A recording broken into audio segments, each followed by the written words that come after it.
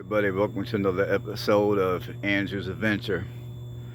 This is another video talking about homelessness again. Now, let's say you're out there, you're homeless or houseless.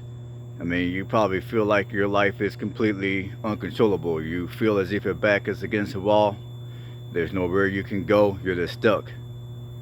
You're SOL, basically. At least that's what you think. Well, I'm here to spread the good news. You're not stuck. You're not out of luck.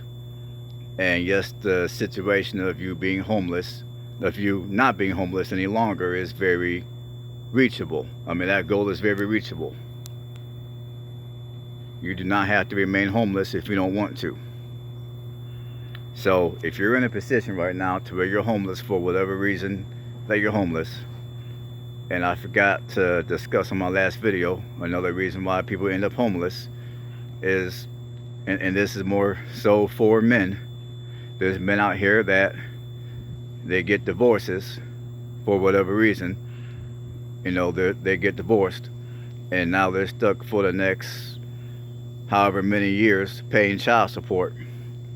And in many jurisdictions, the judge is very unfair when it comes to how much money men have to pay their ex-wife or baby mama or whatever child support. So another reason why you're gonna see a increased amount of people who are homeless is because there's an increased amount of people who are getting divorced.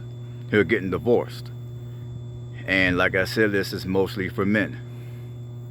So there's men out here who are homeless because all the money that they make goes for child support. So anyhow, enough of that. I just wanted to put that out there because I forgot to put it out on my last video, which is very important for people to understand. So anyhow, back to the topic at hand. So let's say your back is against the wall and you're already homeless. Well, like I said a minute ago, there are ways you can get out from being homeless. Obviously, if you're homeless and you're jobless, you're gonna want to do what you need to do to get yourself into an area where there's going to be employment opportunities, if you're not currently in an area like that. I mean, for those of you that got family, you want to consult with the family and see if they can give you a little bit of money for a bus pass to get you to an area where you'll be able to go and find a job relatively easy. And if you're able to, try to, if you're able to, if you got the money to, get you a gym membership so you can take care of yourself health-wise, and plus keep your hygiene up. That way, when it comes time to get a job, you're clean cut and you don't stink.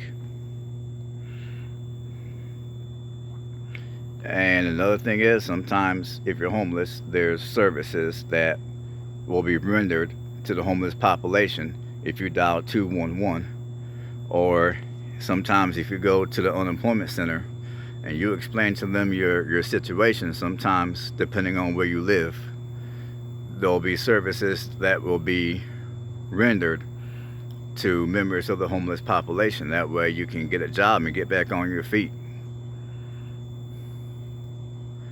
And for those of you that are in the panhandling, I don't encourage it, but I'm gonna be real though. I mean, if your back is truly against the wall and you don't know what to do, you don't know where to go, and this is of course assuming that you're truly homeless and not faking the funk. But if you're truly homeless, if I were you, if you're if you got the guts to get out here and panhandle, get enough money to get you a gym membership. If you don't drive and you don't have a license, get you enough money to get you a bus pass so you can go somewhere that has an economy, and preferably an area that's got public transportation. That way you can find you some work and start saving some money and get off the streets. If you have a driver's license and not a vehicle, save you some money and buy you a vehicle. Preferably, the best kind of vehicle that you can buy on a budget would be a Plymouth Voyager minivan.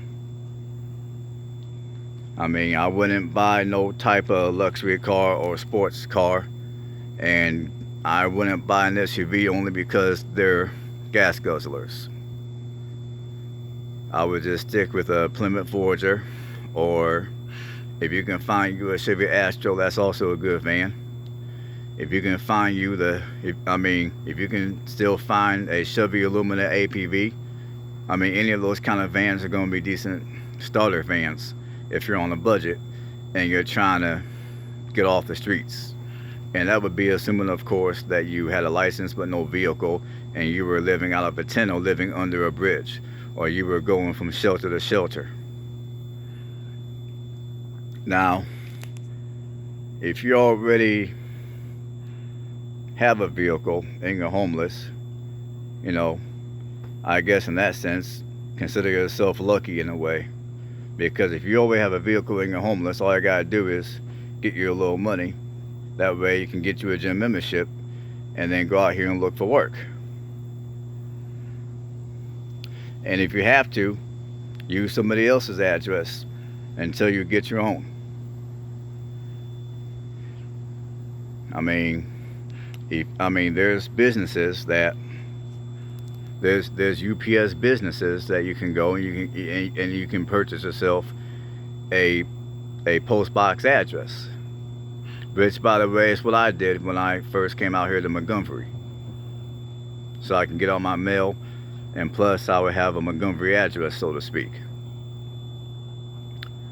But if you don't got the money to do all that, you know what? If you go to a mailing service and you write down the address of the building, you don't even have to write down the box. If you don't have a mailbox, just write down the address of the building and just use that as your address for the purpose of looking for work. Because you got a lot of employers out here that are real funny style.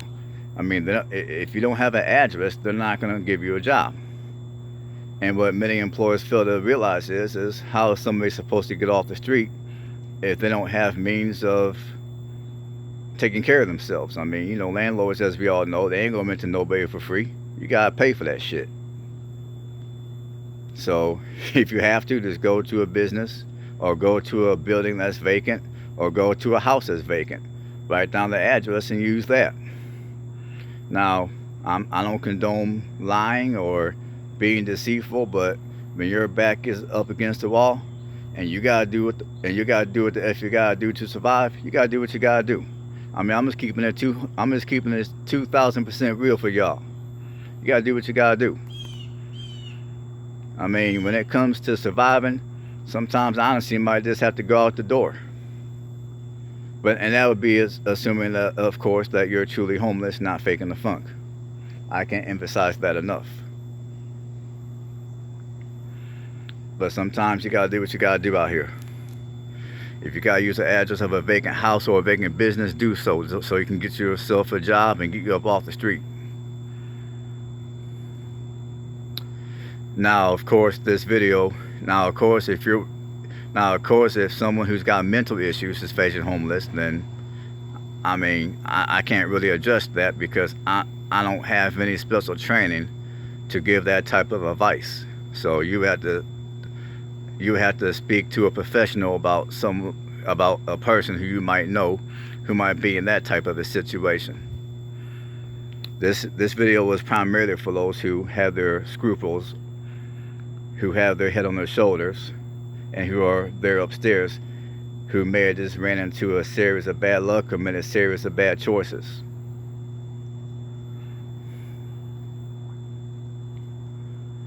So, and I mean, there's probably a few other things I can think of, but I don't want this video getting too long. I don't want to keep blabbing, so I'm going to end this video right here. And stay tuned for my next video. My next video that deals with homelessness is going to be about ways to avoid becoming homeless in the first place. So until then, I'll holler at y'all later. Have a good one.